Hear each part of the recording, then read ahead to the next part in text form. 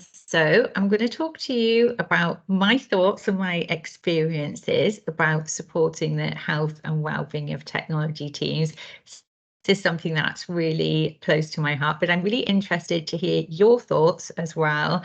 I can't claim to be an expert, so I'll just be talking from my personal experience, but hopefully we can have some good discussion along the way as well, because I'm really interested to hear all of your thoughts.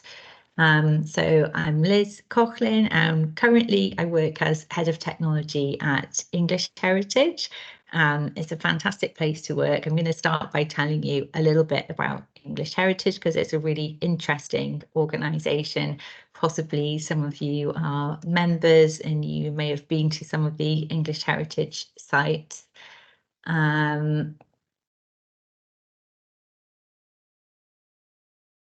Okay.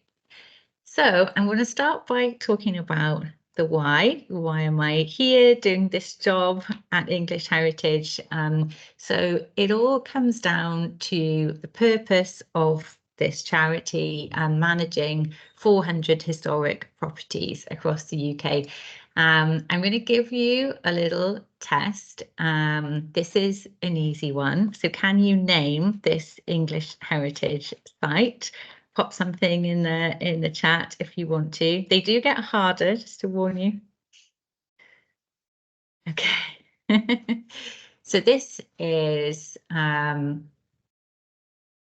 obviously Stonehenge, and this is our biggest site in terms of revenue, visitor numbers. So it's incredibly important for the charity, and incredibly important that we support them with all of their technology needs. Okay, we've got 1.8 million members.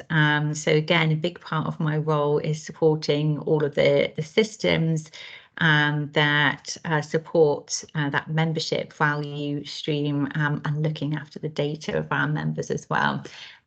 So can anybody tell which English Heritage site is pictured here? I went here last summer when I was on my holidays.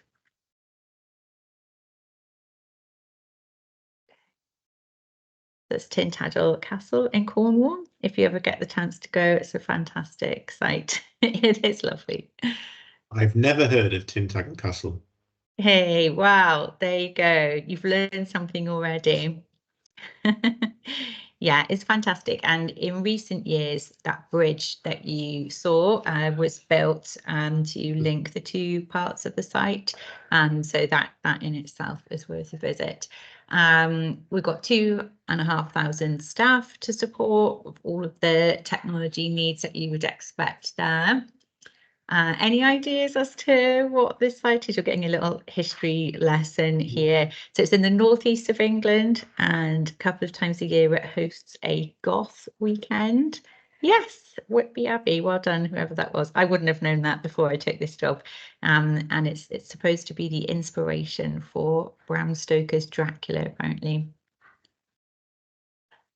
And as well as our staff, we have over 6,000 volunteers who we also support from a technology point of view. And I don't know if anybody recognises this site at all. Again, it's in the northeast. It's Lindisfarne Priory, which is on Holy Island. I haven't made it to that one yet. Okay, so I'm going to get into, oh wow, Philippa, you recognise that one as well. I'm really impressed. That's awesome, well done. So I'm going to get into the main content of the presentation now. Why are our jobs stressful? If you don't find your job stressful, please tell me what your secret is, because I haven't discovered it yet. Every week is different, but for myself and my team, we have a certain level of stress, absolutely. But perhaps more importantly, I thought it would be good to talk about what can we do about it? How can we improve things? So there's lots of information out there about workplace stress in general, and the particular stresses that we experience working in technology. So I just found some information from Mental Health UK around burnout, which can be a consequence of long-term stress. And they state that 1 in 5 people in the UK needed to take time off work due to stress in the past year. So this is really concerning. We know that stress can be a cause of mental health issues like depression and anxiety. And stress can also cause a whole range of physical health symptoms. So whether that's stomach issues, fatigue, high blood pressure, headaches, insomnia, skin issues, a whole host of physical issues that could affect people at work and possibly lead to them having to take time off. Okay, so I'm going to share with you shortly a whole list of sources of stress based on my own experience. But I'm interested to know, before we do that, what do you think are some of the sources of stress in our roles for us and our teams? If you don't mind sharing that in the chat, or even putting your hand up if you are happy to discuss.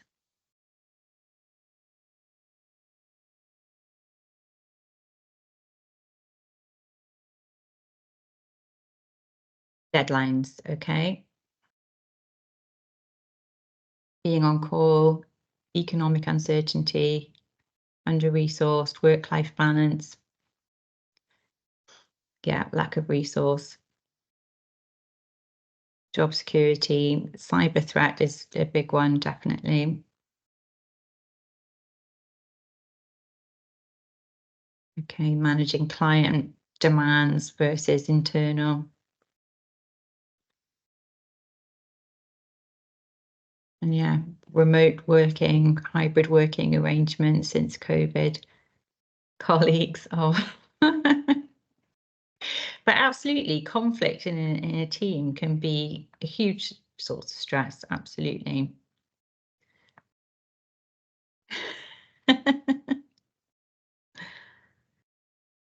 Okay, and we're going to see poor leadership, okay, micromanagement.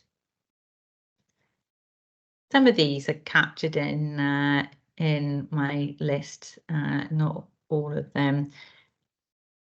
And we're going to look at quite a depressing list in a minute of sources of stress, but we're then going to go on to talk about what we can do to address them. So hopefully we'll end on a positive.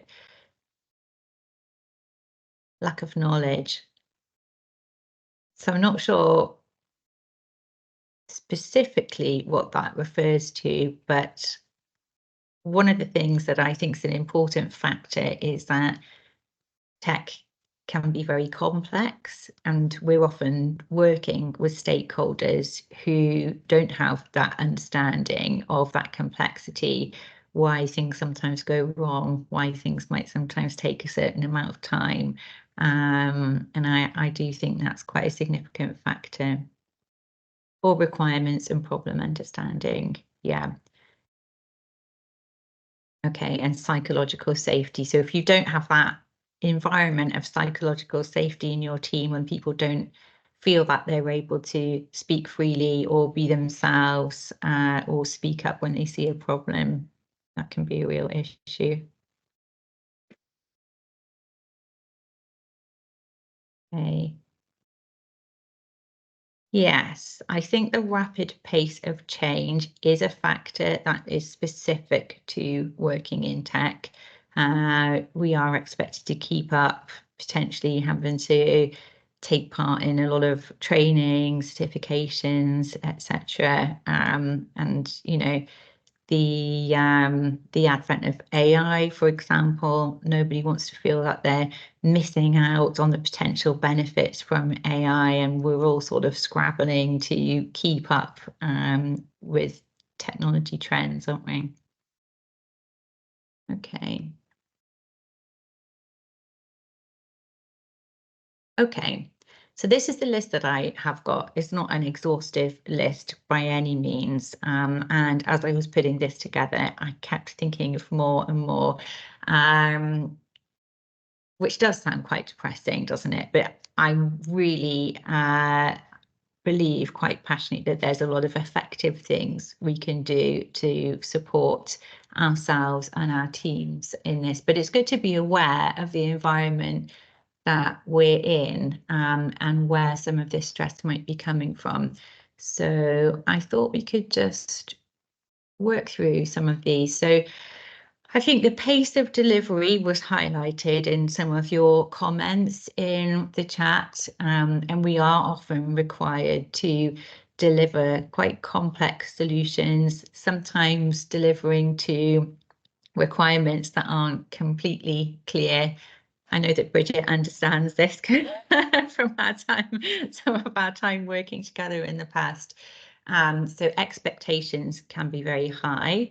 And as we've said, sometimes the level of understanding from the people that we're delivering to can be quite low. So we find ourselves in that position of trying to translate that to our non-technology colleagues.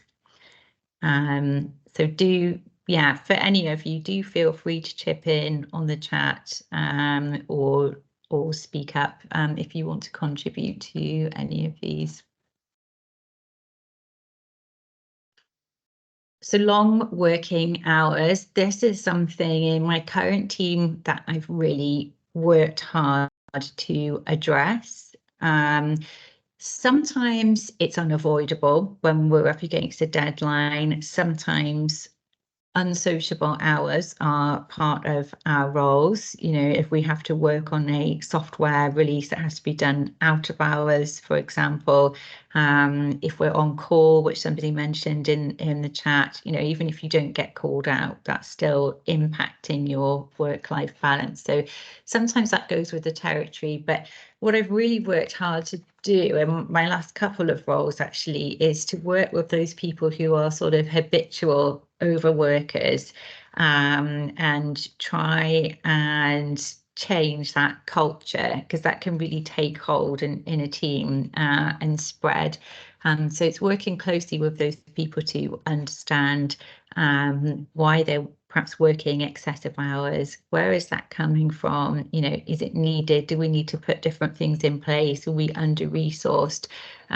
Or, you know, has somebody actually just got this very ingrained habit of working excessively? And, you know, can we work with them to address that and slowly change over time? And for some people that can be quite difficult, and it does take time. Deadlines that came up from quite a number of people.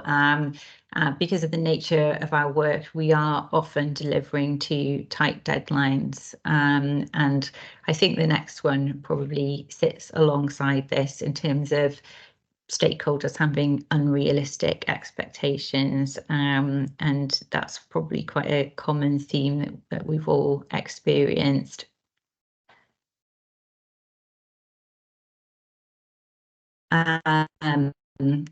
Budget cuts, you may or may not be experiencing that. Certainly in the charity sector where I'm now working, we are always trying to do more with less. The current financial situation in the UK is impacting English Heritage, you know, in terms of the number of people visiting sites and the amount of money that they spend, for example, in shops and cafes when they do attend a site. So that's impacting the charity's income. And some of my colleagues who've only worked in the charity sector, I think imagine that in the corporate world, you know, you've got a lot more to play with in terms of budget and resource, but actually my experience is that's most of the time that's not the case. You know, everybody is running quite lean and trying to deliver a lot, and people are often spread quite thin. So trying to deliver more with less is absolutely a source of stress. And sometimes that leads to sacrificing quality. And, you know, I find a lot of the people that I work with are really passionate about what they do, and they want to do it right. And if somebody finds themselves in a situation where they feel that because of time or budget constraints, they have to do something that's half a job or not to the standard that they would expect of themselves, or they're doing something that they feel is storing up risk for the future, that can be incredibly stressful. You know, most of us want to feel that we're doing a good job. We're designing and implementing solutions that are going to leave a positive legacy in our organisation. So if we feel that we can't do that, that's not a good place to be. Okay, depending on what role we're in technology, we might be bound by some quite tight metrics and service level agreements. These can be really positive in giving that visibility and allowing us to measure our performance, but they can also create an enormous amount of pressure for the people involved, and they don't always tell the whole story. So there can be a lot going on underneath, which maybe is not reflected in the metrics that get reported up to senior management level. Context switching is one that I hear a lot about. So people working on multiple projects concurrently, you know, being in back-to-back Teams meetings and switching from one topic to another. And we know there's a really good book actually by David Rock called Your Brain at Work, and it explains from a neurological point of view how we can make the most of our brain's energy during our day at work, because we start each day with a finite amount of mental energy, and you know, there are smart and less smart ways of using that energy, and not feeling drained by the end of the day or even by lunchtime, and holding multiple concepts in our minds at the same time is very draining to our mental energy. So if we can reduce multitasking, that's going to be really helpful, but obviously it's not always easy to do that. The fact that we are always connected, so, you know, people can generally get hold of us at any time on a mobile phone with a Teams message, can be a positive, but that's quite a change in our working practices in recent years, and there's lots of evidence out there to show that that's impacting our work-life balance and is absolutely a source of stress. I think this is a big one for me, a lack of meaning at work, and I think we shouldn't underestimate the impact of this. There's another really interesting book that I'll point you to by Johan Hari called Lost Connections, and if you've read that, he explores the possible sources of mental health issues in today's society. So, you know, why are we seeing such high levels of depression and anxiety? And actually, the first chapter in that book is about meaningful work. And he finds in the course of his research that it's incredibly important for us as human beings to feel that we are doing meaningful work. And when we go on in a minute to look at how can we address some of these sources of stress, I think there's a lot we can do here in trying to make sure that everybody in our teams can clearly see how their efforts are contributing to the overall goals and objectives of our organisation. I think that can actually make a big difference. Hopefully none of you are working in a toxic culture, whatever that means to you. I think it's important to talk about culture here, because that's a big factor in stress levels at work. And a lot of the things that we've talked about so far are components of a culture.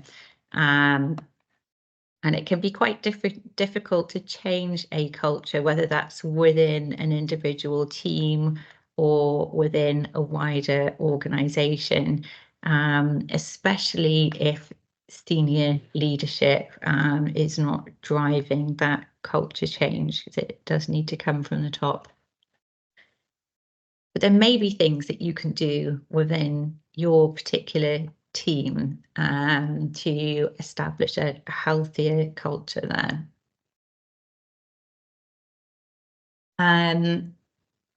Sometimes we find that people who excel in technology roles may also have some element of neurodiversity.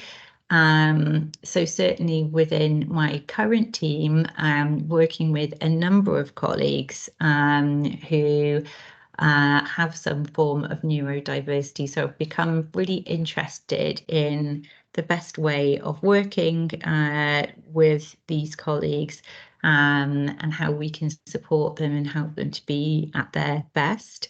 I mean, that's a whole other topic in itself. But I definitely feel that if these people are not getting the right support and not getting their needs met, then there's definitely a possibility that they will really suffer from the effects of stress and potentially become overwhelmed. And digital overload, you know, we're working in tech, we are on screens all the time, you know, probably more so than people working in other sectors. So I think it's important to look at how we can take breaks. And there's absolutely a lot of evidence out there to show that excessive use of digital is having a negative impact on our mental health. But I'm absolutely guilty of that myself. Okay, so any thoughts on that from people in terms of sources of stress? Are they things that you recognise? Do you think there's anything significant that we haven't touched on?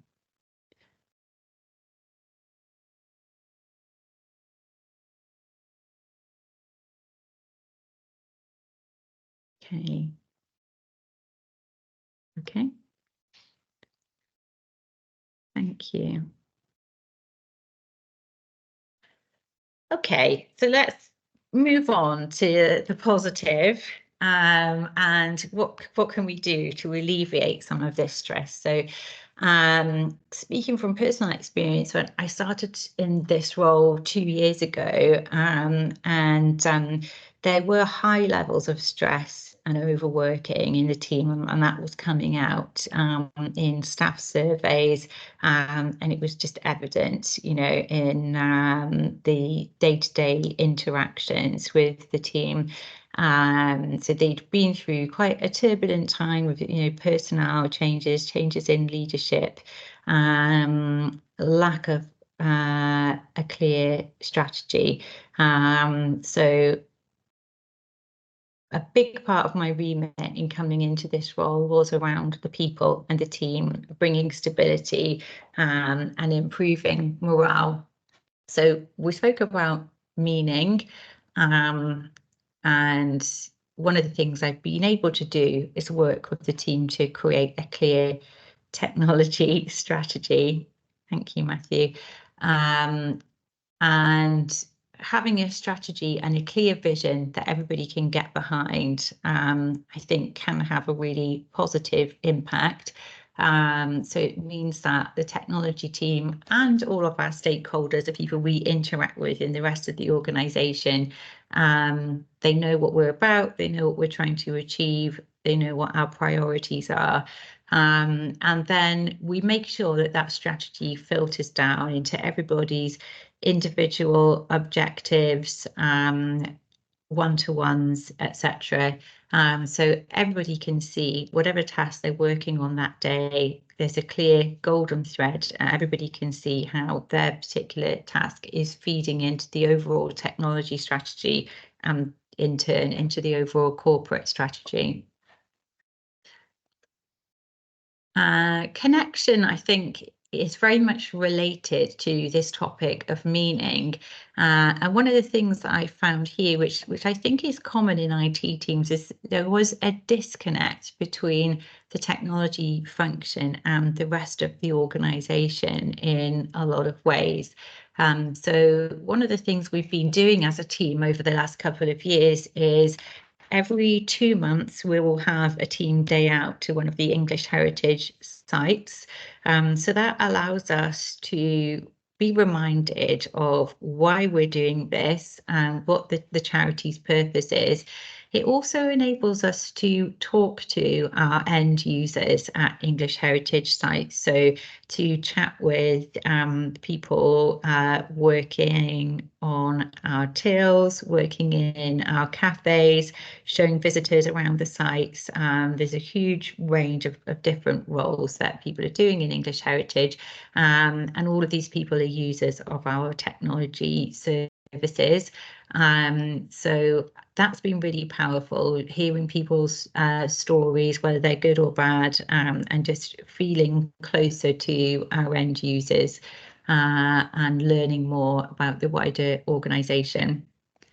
So those site visits have helped us as a team to get outdoors.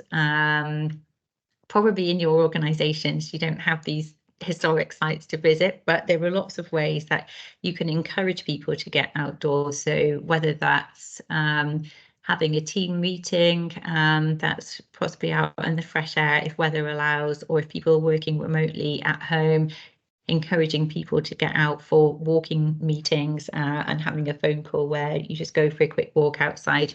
That can be a really great antidote to stress, even getting out for a brief walk at lunchtime. So we've also done things like walking challenges where as a team we've completed virtual challenges that just encourage and inspire people to get out and do some movement. We've got in our team a number of qualified mental health first aiders. I'm sure lots of you will have the same. These people have been really valuable to us. So we've encouraged more people to train as mental health first aiders, and we've really made good use of the people we've got in the team who are trained, making sure everybody knows who they are and what they can offer, so they can be our first port of call for anybody in the team who wants to talk something through. They don't necessarily have to be in a crisis situation. Perhaps they just needed a listening ear and somebody to talk to. And we also make sure everybody is aware of who the mental health first aiders are in other teams around the organisation, because somebody may not want to speak with somebody who's a colleague in their own team. They may want somebody more neutral. We have a monthly team meeting and we have a mental health and wellbeing slot at every single team meeting, and often the mental health first aiders will present to us about a particular topic, whatever that might be. We had a really great session on menopause recently and how we can support ourselves, our colleagues, family members who might be going through perimenopause and menopause, and the team found that really valuable. Another resource that we've made good use of here is the wellness action plans, and these are a free resource that's provided by the charity Mind. It's a simple template that you can use with colleagues in one-to-ones, and we use these with everybody, and it just guides you through a very simple conversation with somebody, whether they've had struggles or not, or even if they're perfectly well. It gives you a great opportunity to have a conversation with somebody about what are potentially the signs that we can all look out for with that person in terms of when they're maybe starting to feel stressed or maybe needing extra support. So those are great to have on file and refer to. And as I said, just to prompt those conversations within the team. I've got a bit of a vested interest in mindfulness. In my spare time, I teach some mindfulness classes, and I have done some mindfulness sessions with my team in team meetings as well. It's not for everybody, but it can be a really powerful way of resting your mind and a really great antidote to these high stress levels from all these sources of stress that we've spoken about. So if that's something you're interested in, you might want to look at providers who could come in and do some mindfulness sessions with your team. We've done that, and even the people who were initially quite cynical actually found it really beneficial. So we spoke earlier about the lack of understanding sometimes from stakeholders. So another thing that we've worked really hard on here at English Heritage is to build really great relationships with our stakeholders and help to increase their knowledge and awareness when it comes to technology. So improving digital skills and just helping people to have more insight into what we're doing as a technology team and that complexity that we spoke about earlier. So just helping to bridge the gap and create more understanding. And that goes both ways. So as a technology team, it's really important for us to have a deep understanding of our stakeholders and the things they're trying to achieve, not just related to technology. So what that looks like day to day is often simple things like someone from the technology team attending a team meeting for another department and then reporting back about what they've learned, inviting stakeholders from other departments to come and speak to us at our team meetings about their activities and what they're doing. We've got a very, very diverse range of stakeholders here at English Heritage because the charity has a really wide range of different activities from our membership marketing to our curatorial team who look after our historic properties and historic objects, to our gardeners, our food and beverage outlets, our online shop. So there's a really wide range of activities going on, and we try to learn as much as we can about all of those and build good relationships. Okay, working on process efficiency can really help to make people's roles easier, give them more time back to work on more value-adding activities. And I'm quite excited about the potential of AI to help with this actually and to reduce the burden of admin on our staff. So we are trialing Microsoft's Copilot at the moment and looking at what that can offer for personal productivity. That's not just within the tech team. We've got a mixed group from across the organisation taking part in the pilot. And that's our primary use case for AI here at the moment, is looking at personal productivity. Can it give people some time back to focus on those more value-adding activities?